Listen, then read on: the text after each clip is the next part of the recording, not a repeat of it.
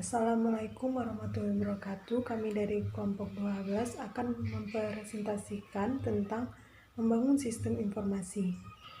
Kami dari kelompok 12, nama saya Intan Permatasari, NPM 1841-1214. Di sini kita akan menjelaskan tentang membangun sistem informasi.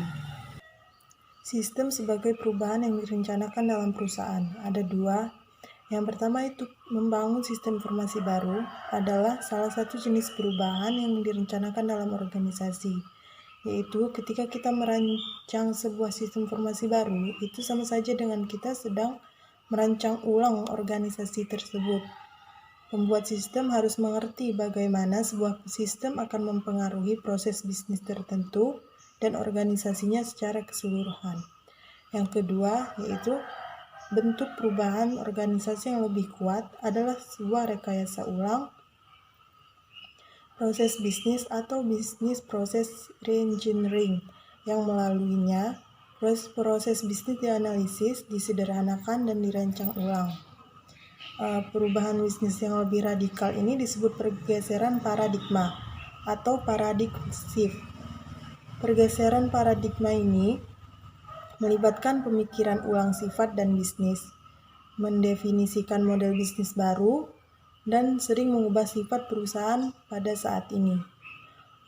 Lalu, langkah-langkah rekayasa ulang yang efektif ada langkah-langkah rekayasa ulang yang efektif. Yang pertama yaitu manajemen proses bisnis atau BPM. Ini adalah sebuah upaya untuk membantu perusahaan untuk mengelola perubahan proses yang dibutuhkan di banyak bidang dalam bisnis tersebut.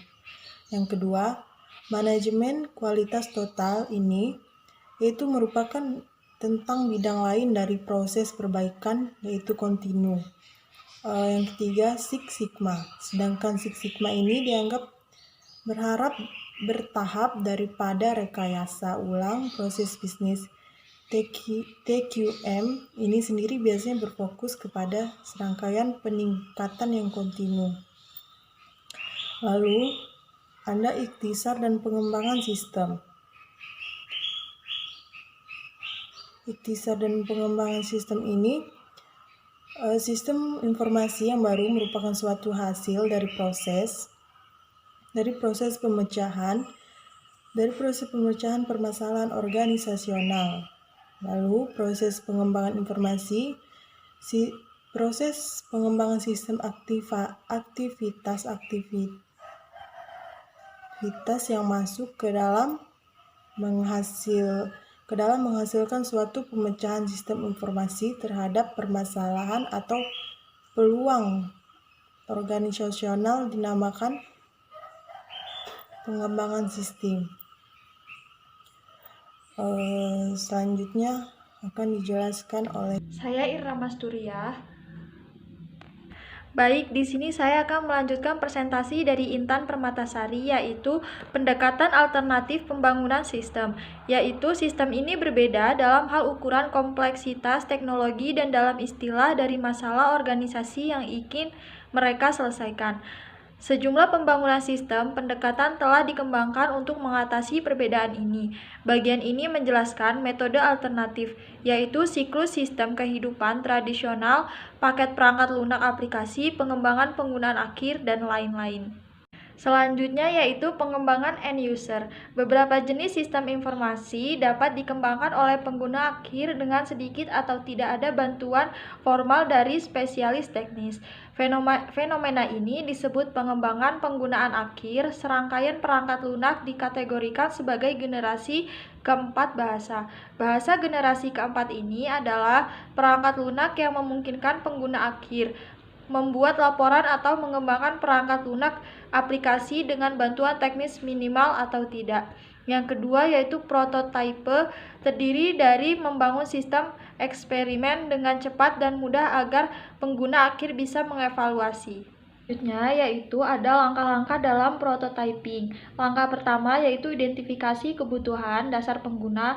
Perancangan sistem bekerja dengan pengguna cukup lama menangkap kebutuhan informasi dasar pengguna.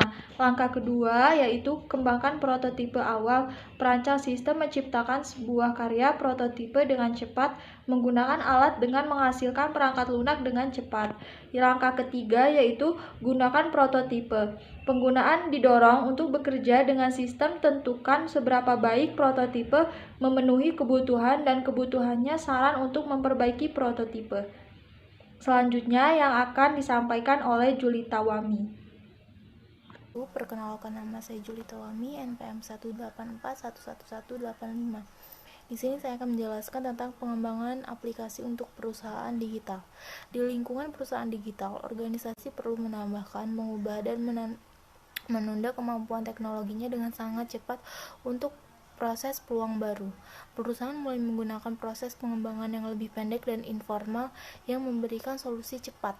Selain menggunakan paket perangkat lunak dan penyedia layanan eksternal, bisnis lebih mengandalkan teknik siklus cepat seperti pengembangan aplikasi yang cepat, desain aplikasi gabungan, pengembangan tangkas, dan komponen perangkat lunak standar yang dapat digunakan ulang dan dapat digabungkan menjadi satu rangkaian layanan lengkap untuk e-commerce dan e-business.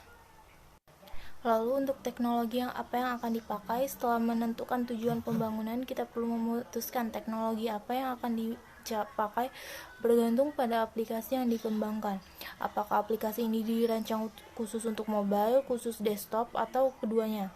Database teknologi juga harus dipastikan sesuai kebutuhan dan budget.